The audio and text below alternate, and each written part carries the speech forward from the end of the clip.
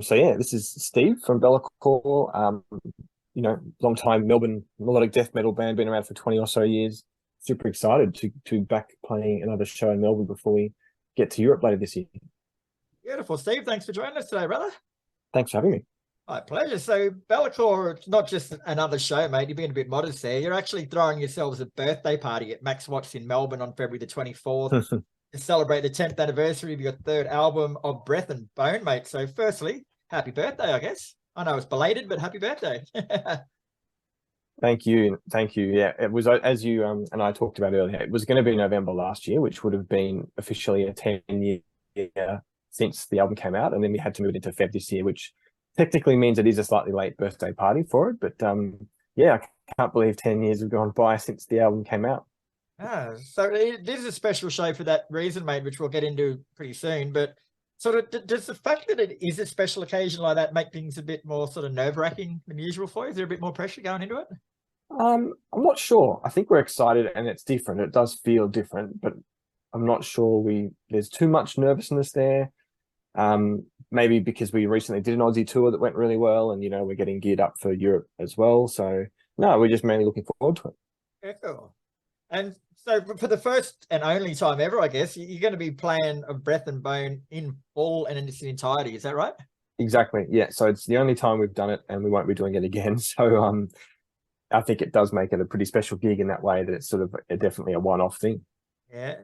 And so, like, is it going to be difficult to do? Because, like, when you recorded the album 10 years ago, I can't imagine that you ever would have planned to play it front to back. So, like, is there anything you did on that production-wise, I guess, or anything that you find it hard to replicate? Probably, I mean, the only part is there's an interlude song in the middle of the album called To Stir the Sea, and it's got some flutes and acoustic guitars and things which we won't be able to completely bring onto the stage and do. So we're going to treat that a little bit more like an interlude in the show, with some ambience around it. But that's probably the only thing that really was like, we'd never ever thought about playing it live. But the rest of the album, yeah, we can play it, and we have been jamming pretty hard to get ready for it. At the time that album actually came out, mate, like, you were quoted as saying that it helped us to grow and find new audiences as a band. So how did that particular album, you think, help that happen? I reckon, so yeah, that was like 2012. So at that point, we only had 2 albums out. At that point, I think we'd been to Europe once.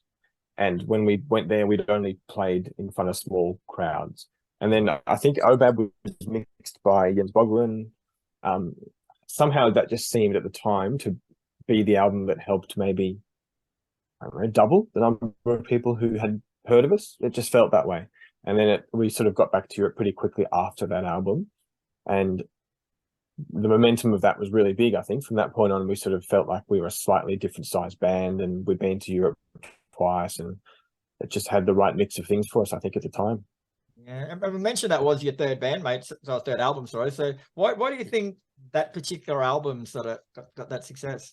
It's a funny one. I think we were very prolific at the time in working and writing. It was that sweet spot when, a lot of us are even still in uni, probably. We had a bit more free time. Some of the songs that were written on Obab were half written even during the Stones Reach days. Like, we had kind of this carry forward of material. So I don't know, a lot of those factors just came together and made it an album that worked. And then the mix from Jens was a nice mix that gave it that kind of clarity and maybe a slightly European sound as well. Yeah. So I think just a lot of factors came together. And do you think, like, looking back on it now, do you think all of the songs have stood the test of time?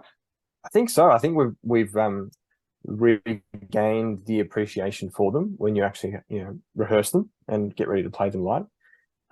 So yeah, we think they're still really nice songs that are fun to play, and certainly like really hyper melodic songs with lots of harmonies and guitar riffs all over the place. So yeah, we're happy with them still. Oh, and I can imagine there'd be songs on there that you either never played before live or you don't normally play. So which of those ones are you most excited about having in the set list? I would say Absent Omen, track, I think it's track 4 on the album, is a song we've probably played once ever, I reckon, maybe twice ever. So that's been heaps of fun, and was a challenge to relearn parts of it. And then probably the album closing song, By Moon and Star, is another one that I think we've not played very much live at all. We hear people say they're looking forward to seeing that one. So yeah, those two probably stand out. Yeah, cool. And are there any actual songs on that album, mate, that like at the time when it came out, you're sort of like, oh yeah, no, I don't mind it, but it's actually grown on you in that period? I think because we only have so few songs on an album, we only have 6 or 7 or 8 songs on the album. We probably can't afford to release an album that has even a single song that we reckon's a bit crap. Like we take so long on each song.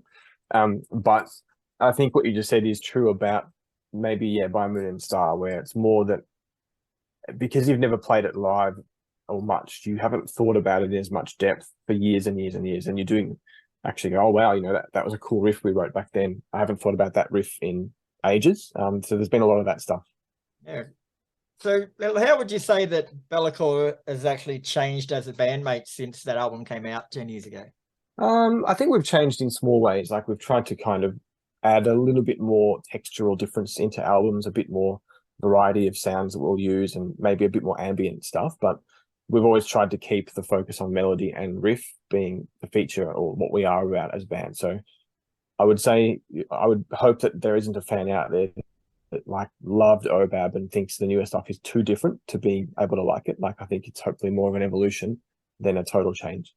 And you've also got the Ascended, KN, and Soldusk playing with you on the night, mate. So why choose those 3 particular bands to celebrate with? Well, as you know, we did this Aussie tour in August last year with some really good bands like Andy Gillian and Orpheus at the time. And so we wanted to make sure we had a different lineup for people to kind of get a different mix of sounds. And then each of those bands you mentioned, they're just so different to each other, but they're all really melodic. So Soul Dusk is like, for me, it's like a bit of an Agalloch folk, a bit more downbeat and sort of cerebral type music, sort of quite sad sounding. Kian is really like a little bit sort of guitar, just featuring the guitar sort of Prodigy type approach, where it's a bit genty and a bit sort of modern, but still melodic. And then the Ascended to me is just like your classic, awesome, fast, melodic death metal stuff, where I think there's something for everyone in this mix of bands. And the fact that there's that real variety, hopefully will make it a fun night for people. So like, despite the fact that you are playing the album in full and it is a live concert, essentially, at the end of the day, it's a birthday party, bro. So are you doing anything special? Are you going to have offers and cakes and stuff like that?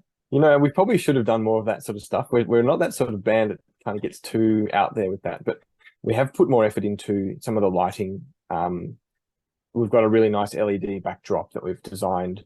So we've had time to think of cool things that we think will make it feel like a special show. But we haven't yet gone and bought any party hats. Well, I'll put it on now, mate. You'll put it on you in public. You're going to have to do it now. Otherwise, you're going to look silly. To do something. Sorry, mate. I'm not even going to be there. I'm not even going to be there, and I'm making you work harder. Yeah, you are. You're keeping us on our toes. Sorry, mate.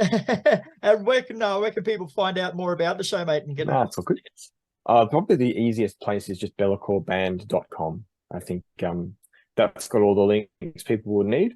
And yeah, they can get a ticket there and hopefully we'll catch them at the show.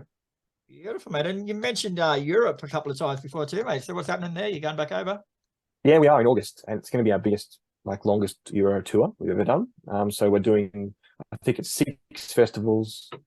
And then in the past, we've just gone there to do festivals, but this time we're actually going to do about 10 or 11 club shows in various European cities as well, around, between the festivals. So yeah, and we're playing Wacken for us, which will be the first time we're doing that, which is a huge thing for us. Yeah, good on you, bro. Good on you. All right, man. Well, thanks very much for your time. This Friday night at Max Watts in Melbourne is the 10th birthday celebrations of Breath and Bone, where it's played in its entirety. There's going to be no party hats and no poppers, but have yourselves a good night.